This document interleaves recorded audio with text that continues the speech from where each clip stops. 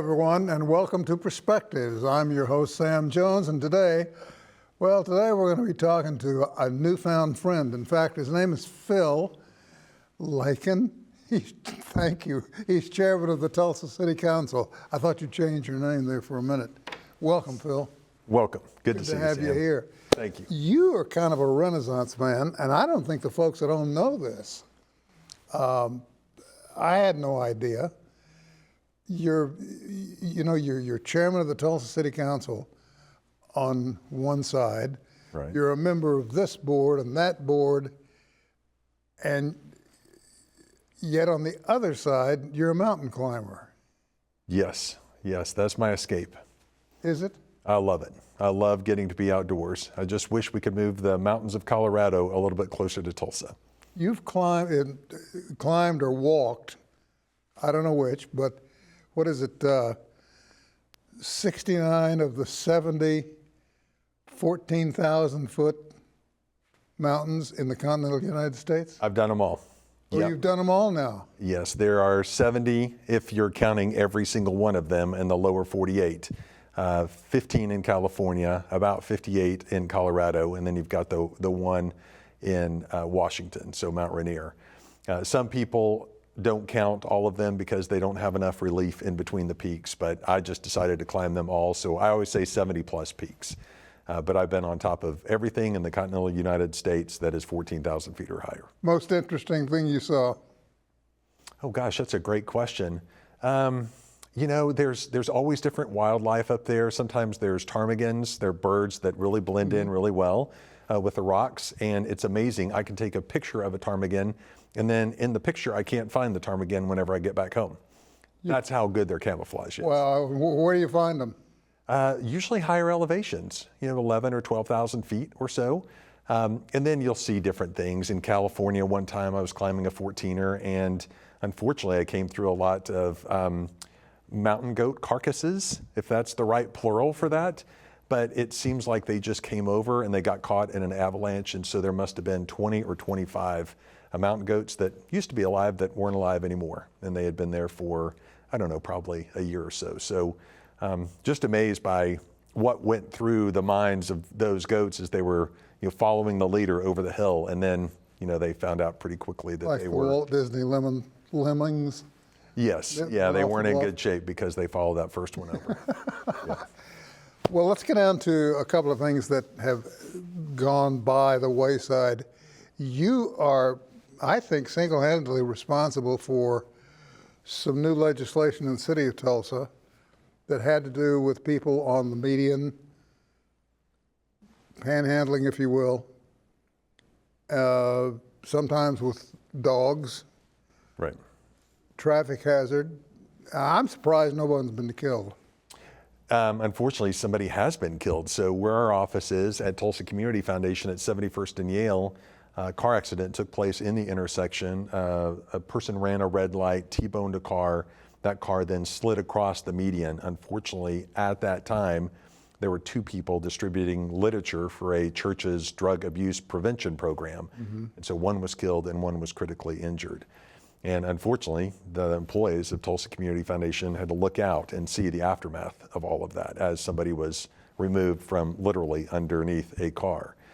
So I've never believed that it was safe for anybody to be out on those very narrow medians. They're sitting out on something that's 2 or 3 feet wide. Was never meant for anybody to be out on. It's really designed just to protect the cars from getting rear-ended, to kind of move them into a left turn movement, to separate cars that are going 40 miles an hour on either side. And yes, last night the council approved that ordinance amendment 5-3, so it should go into effect within the next 30 days. Why haven't you run for mayor? I really did think about it for a long time this last time, but I am blessed to have what I think is the best job in America. So I get to run Tulsa Community Foundation. I've been there for 26 years. We're the second largest community foundation in the country, and we get to help individuals and corporations give their money to charitable organizations, predominantly in Tulsa, but also across the country and world. And it's good work. I work with good people, philanthropists, who really do want to care for the needs of others, or the arts, or the environment, or whatever it may be. and I get to help them make those goals and dreams of theirs true. But I also get to help meet the needs of all those people who are willing and able to receive their funds to assist with social service needs, arts needs, whatever it may be.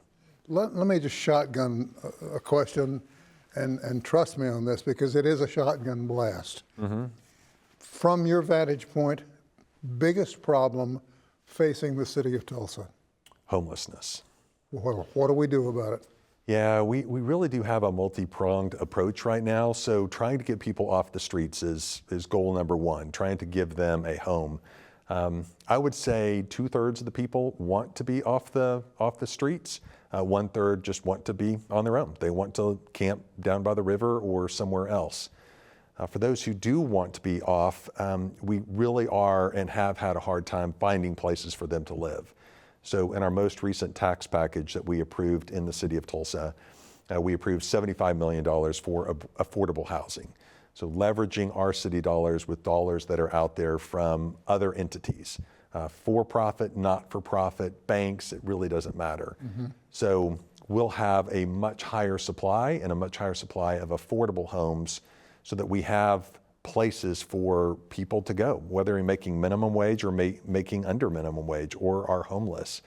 So it's just a path. Get them into shelters, get them into emergency temporary housing, then quickly rehouse them and provide services so that they can be supported, and then move them into a place where they could have a permanent home, just like you and I do. You know, Phil, it's not a problem that's unique to Tulsa. It's all over the country. It's all over the country. And there are people in other cities that are trying this and trying that.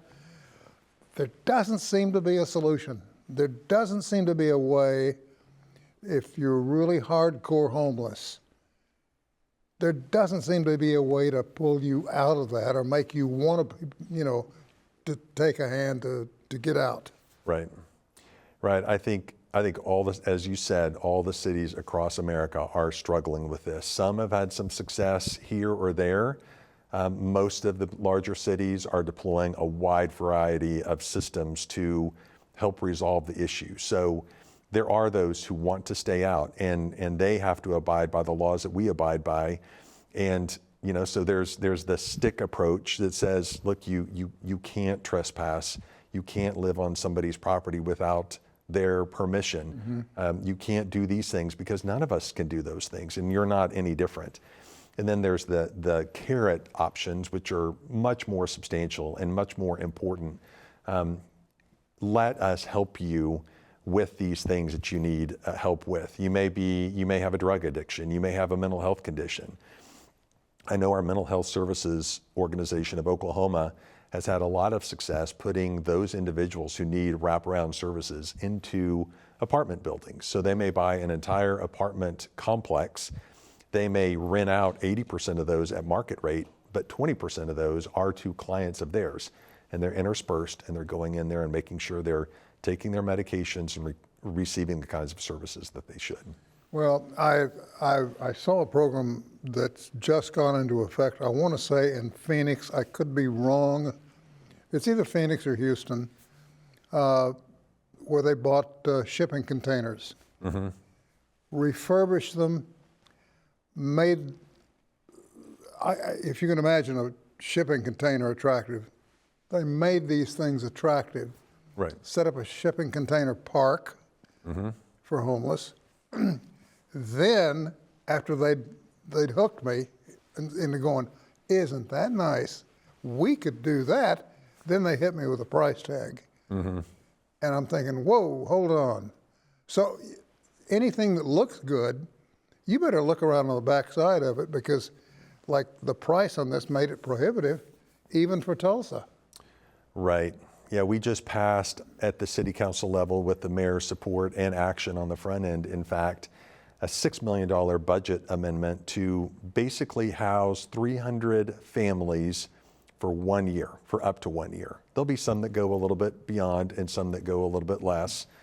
But our hope is to get 300 families out of our shelters, which are already overcrowded, put them into these homes, give them the services they need so that then they can continue living in those places on their own.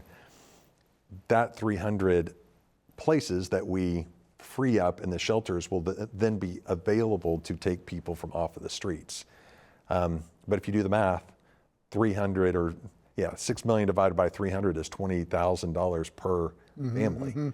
That's a lot of money. And if it doesn't work in the first year, then we have to go back and get some more money. And then there's a whole new group of people that are probably going to need services as well. You guys need a really big drawing board.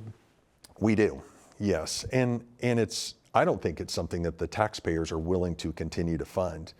10 years ago, 5 years ago, we didn't have the same kinds of problems, not only in Tulsa, but all across the country.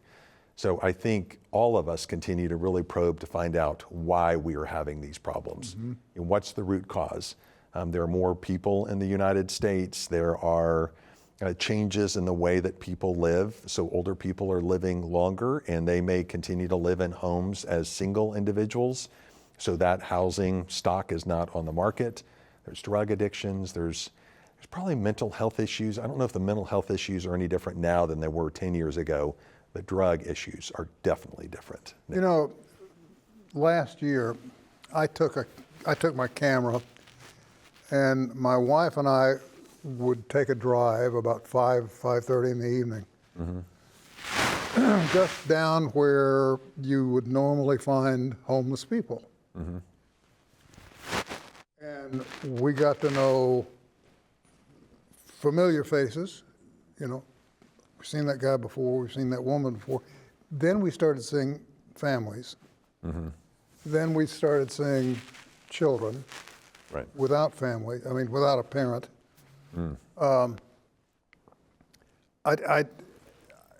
kind of at a loss as to how someone could choose to be homeless, to live on the street. What do you do when it gets cold? What do you do when it gets hot? When it rains? Tornado warnings? Where do you head? You know. Right. And it's not that I'm a climber. You know, I work, although now I'm looking at retirement. I don't understand the mentality. But the point I wanted to make here, we got to know the drug dealers as well as we know the faces of the homeless. And we knew the days they'd be there, which was usually after payday, after a check came, Social Security or whatever. Right. And these folks had a little cash. The dealers knew it. And they were down there with nickel and dime bags, you know, hooking up folks. And I mean, it's an amazing culture. Yeah, it is, and it's something that I'm totally unfamiliar with. You've shared a lot of information today, just now, that I was just not aware of. Oh, I'd be glad to take you. Yeah, no, I'd love to be able to go and to see that. Put you in the car and my little bug, and I could show you things. Right. In fact, I'd take the whole city council if I could get them in it to let them see. These folks are pretty savvy. The dealers, and you know they work for somebody. I mean, absolutely. You know how the drug culture works. It's a business. But anyway, we're running out of time fast. Is there anything I can say or do that would get you to run for mayor? You're very nice. I don't know if Mayor Nichols would like it very much if I had decided to run. No, you know, it's just one of those things where, you know, I have to balance. The good part of what I get to do is work in the charitable sector, work as a city councilor for the city that I truly, truly love, and be a really good, I think, father and husband, and get to enjoy the outdoors and do things that are really important to me. You know, the bad or the good is that I've spent 13 years at the council, so I know what it's like to be mayor. I know what responsibilities he or she have. There's a lot of things that appeal to me, for sure, and just the opportunity to lead our city in the ways that mayors can and only can is strongly appealing to me. But so is what I have. So, you know, maybe if I didn't have the job at Tulsa Community Foundation, it would be easier. But I really do think that I've been given an e-ticket, and I just can't see doing anything else in my life. So thank you, though. We got about a minute left. I got to share one quick story with you. You are aware, I'm sure, that the president appointed a woman to become his education czar. Right. It's just in Tulsa. And she came to Oklahoma. Right. And at the end of her tour, well, I left out a part. She is the ex-wife, I think, or wife, current wife, I don't know, of the World Wrestling Federation guy. Right. Yes. Anyway, she's pretty savvy about wrestling and business. So somebody said, well, before you leave Oklahoma, would you like to meet our education secretary? She said, no. Oh. And the TV stations just, I mean, you could hear the chins hit the chest, you know. She didn't want anything to do with it because she knew of the political climate that's going on. Right. That's one of the biggest things facing you right now, isn't it? It is, but the great thing about being a city councilor is it's very apolitical. Water doesn't care, sewer, trash, roads, traffic signals, police, fire. That's all apolitical. I have to make sure that everybody gets those services every single day, whether you're Republican or Democrat. Well, you've done a terrific job. Thank you. And thank you Very for what you're going to do down the road. I got a feeling we're going to see a lot more out of you. Thank you. Phil, thank you, my friend. Thank you, Sam. Short break. We'll be back with more right after this.